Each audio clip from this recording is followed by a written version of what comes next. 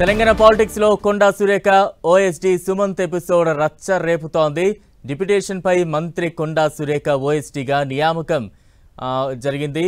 ఏడాదికోసారి Sumanth deputation పొడిగింపు కొనసాగుతోంది. అయితే ఈ నెల డిసెంబర్లో సుమంత్ డిప్యూటేషన్ ముగియనుంది. మళ్ళీ డిప్యూటేషన్ పొడిగింపు కోసం సురేఖ ప్రయత్నాలు అయితే చేస్తూ ఉన్నారు. అయితే ఈ లోపే సుమంత్ను టెర్మినేట్ చేస్తూ ప్రభుత్వం కీలక ఉత్తర్వులు జారీ చేసింది.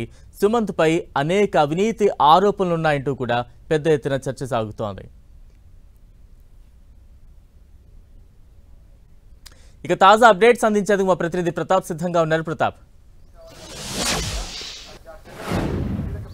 ఎస్ బలరాం, ఇప్పుడు తెలంగాణ పాలిటిక్స్ ముఖ్యంగా అందులోనూ ప్రభుత్వానికి కాంగ్రెస్ పార్టీని ఒక షేక్ చేస్తున్న అంశం ఏదైతే మంత్రి కొండా సురేఖకు సంబంధించిన మాజీ ఓఎస్డీ సుమంత్ వ్యవహారం అని చెప్పుకోవచ్చు.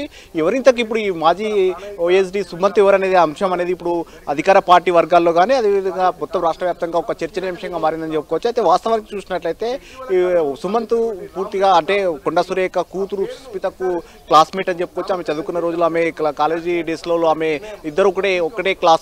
అయితే ఆ తర్వాత అంతకంటే ముందు నుంచి కూడా ఎవరైతే సుమంత్ వాళ్ళ తండ్రి సుబ్రహ్మణ్యం ఉన్నారో సుబ్రహ్మణ్యం కూడా కొండా మురళికి కూడా చాలా సన్నిహితంగా ఉండేవారు. ఆయనకు ఇద్దరికి మధ్య కూడా స్నేహం ఉందని కూడా చెప్తున్నారు. అయితే సుబ్రహ్మణ్యం విద్యుత్ శాఖలో పనిచేసేవారంట.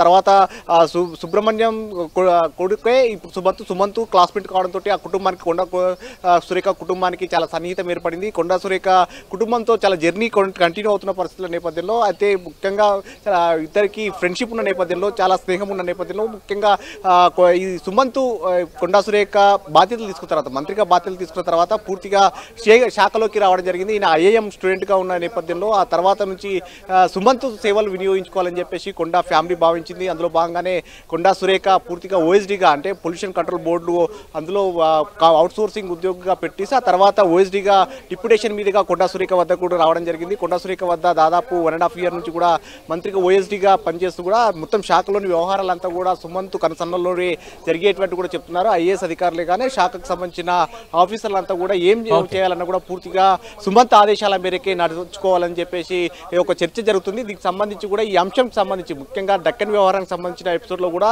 సుమంత్ జోక్యం వల్లే ఇదంతా కూడా జరిగిందనేది కూడా ఒక చర్చనీయాంశంగా మారింది. అయితే ఇప్పుడు సుమంత్ ఎపిసోడ్ విషయంలోనే ఇదంతా కూడా కొండా సురేఖ ఫ్యామిలీ పూర్తిగా అంటే మొదటి నుంచి కూడా వాళ్ళ తండ్రితో పాటు సన్నిహితంగా ఉన్న నేపథ్యంలో వారికి సుమంత్కు అండగా నిలిచేందుకు కూడా రాత్రి కొండా సురేఖతో పాటు సుస్మిత కానీ వీరంతా కూడా అండగా నిలిచిన వ్యవహారం అయితే ఉంది. సో మొత్తం మీద ఈ ఎపిసోడ్కి సంబంధించి చూసినట్టయితే సుమంత్ సెంట్రిక్గా మారిందని కూడా చెప్పుకోవచ్చు. ఈ వ్యవహారాలకు సంబంధించి మొదటి నుంచి కూడా కాస్త దూకుడుగా ఉండే సుమంత్ ఈ విషయానికి సంబంధించి కూడా మిగతా శాఖలకు సంబంధించిన వ్యవహారాలే కాకుండా ఈ ఎపిసోడ్కి సంబంధించిన డెక్కన్ సంబంధించిన వ్యవహారానికి సంబంధించిన విషయంలో కూడా జోక్యం చేసుకోవడం వల్లనే ఇదంతా జరిగిందనే ఒక చర్చ అయితే బలంగా వినపడుతుంది. Right, thank you Pratap.